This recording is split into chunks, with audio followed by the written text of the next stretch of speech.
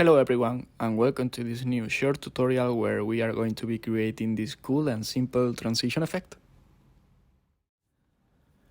All this setup is based on this Fresnel function, which basically calculates the amount of light reflected through an object and the amount of light transmitted. And this function needs three parameters to calculate and return us those two values.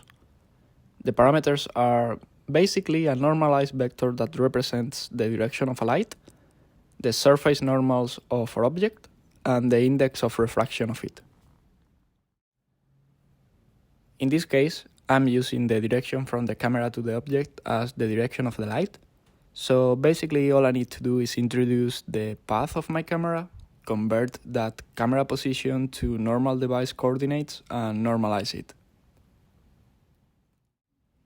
The second parameter are just the normals of our object, so there's no need to calculate anything as long as we know that we have those normals correctly computed. And finally, the last component will be the index of refraction of our model, or object, which is basically a parameter that we are going to animate ourselves to make that amount of light reflected vary through time. And that's going to give us that transition effect that we are looking for. And as you can see, the function returns us those two attributes that we mentioned before, the amount of light reflected and the amount of light transmitted, which are complementary between them, and of course, as you can see, they are changing through time because we animated the index of refraction.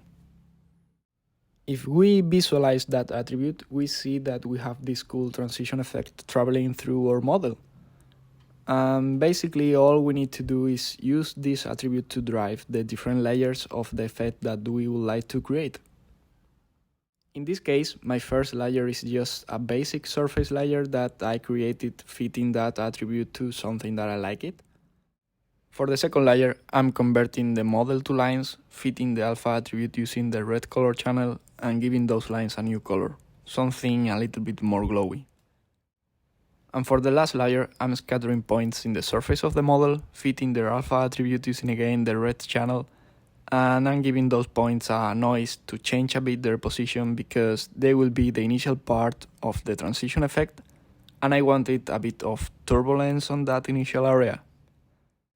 Finally, I'm lerping that noise position with the original position based on the alpha attribute, so I get something that goes from zero noise to noise and again to zero noise. And when we combine those three layers, we get this cool transition effect. The good thing about this simple setup is that if we want to change the model, we don't need to worry about the functionality of the workflow, as everything is based on a light direction, so it's going to adapt to the new model and work without any type of issues.